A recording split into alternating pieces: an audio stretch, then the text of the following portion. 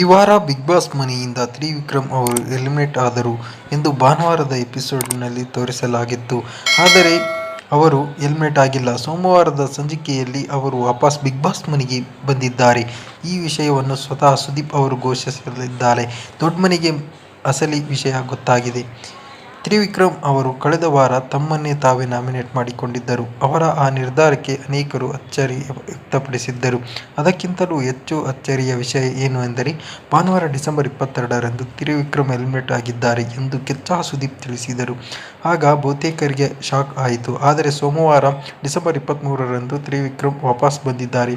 ಅವರನ್ನು ಎಲಿಮಿನೇಟ್ ಅಂತ ಹೊರಗಡೆ ಕಳಿಸಿ ಮತ್ತೆ ಒಳಗಡೆ ಕರ್ಕೊಂಡಿದ್ದಾರೆ. ಯಾಕೆ ಎಂಬುದನ್ನು ಕೂಡ ಸುದೀಪ್ ವಿವರಿಸಿದ್ದಾರೆ. ತ್ರಿವಿಕ್ರಮ್ಗೆ ಸ್ವಲ್ಪ ಬಿಸಿ ಮುಟ್ಟಿಸಬೇಕು ಎಂಬ ಕಾರಣಕ್ಕೆ ಈ ರೀತಿ ಮಾಡಿದ್ವಿ.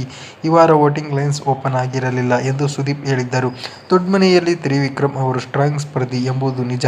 ಆದರೆ ಅವರಿಗೆ ಓವರ್ ಕಾನ್ಫಿಡೆನ್ಸ್ ಕೂಡ ಇದೆ. ಅದೇ ಕಾರಣಕ್ಕೆ ಅವರು ತಮ್ಮನ್ನು ತಾವು ನಾಮಿನೇಟ್ ಮಾಡಿಕೊಂಡಿದ್ದರು. ಸೇವ್ ಆಗುತ್ತೇನೆ ಎಂಬ ಕಾನ್ಫಿಡೆನ್ಸ್ ನಿಮಗೆ ಇದೆಯಾ ಎಂದು ಸುದೀಪ್ ಅವರು ಪ್ರಶ್ನೆ ಮಾಡಿದ್ದರು. ಈಗ ಅವರು ಮತ್ತೆ ವಾಪಸ್ ಬಂದಿದ್ದಾರೆ. ಅವರ ಆಟ ಹೇಗಿರಲಿದೆ ಎಂಬುದನ್ನು ನೋಡಬೇಕಿದೆ. ತ್ರಿವಿಕ್ರಮ್ ಮತ್ತು ಭವ್ಯ ಗೌಡ ಅವರು ಬಿಗ್ ಬಾಸ್ ಮನೆಯಲ್ಲಿ ಸಖತ್ ಕ್ಲೋಸ್ ಆಗಿದ್ದಾರೆ.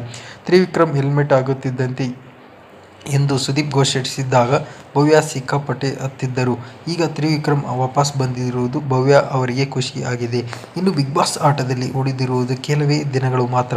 ಹಾಗಾಗಿ ಎಲ್ಲರೂ ವೈಯಕ್ತಿಕದ ಆಟದ ಕಡೆಗೆ ಹೆಚ್ಚು ಗಮನ ನೀಡಬೇಕಾಗಿದೆ. ಭವ್ಯ ಕೂಡ ಅವರು ಈ ವಾರ ಕ್ಯಾಪ್ಟನ್ ಆಗಿದ್ದಾರೆ. ಹಾಗಾಗಿ ಅವರು ಮುಂದಿನ ವಾರಕ್ಕೆ ಬರುವುದು ಖಚಿತ. ತ್ರಿವಿಕ್ರಮ್ ಜೊತೆ ಹೆಚ್ಚು ಕಾಲ ಕಳೆದರೆ ಭವ್ಯ ಆಟಕ್ಕೆ ನಂತರದಲ್ಲಿ ತೊಂದರೆ ಆಗಬಹುದು. ತ್ರಿವಿಕ್ರಮ್ ಅವರು ಕೂಡ ತಮ್ಮ ವೈಯಕ್ತಿಕದ ಆಟದ ಕಡೆಗೆ ಹೆಚ್ಚು ಗಮನ ನೀಡಬೇಕಿದೆ. ಉಗ್ರ ಮಂಜು ಮತ್ತು ಗೌತಮಿ ಜಾಧವ್ ಅವರಿಗೂ ಇದೇ ಮಾತು ಅನ್ವಯ ಆಗಲಿದೆ.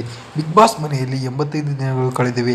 12 ವಾರಗಳು ಕಳೆದಿದ್ದು ಈಗ ಆಟದ ತೀವ್ರತೆ ಹೆಚ್ಚುತ್ತಿದೆ. ಮುಂದಿನ ವಾರ ಖಂಡಿತವಾಗಿ ಎಲಿಮಿನೇಷನ್ ಇರಲಿದೆ.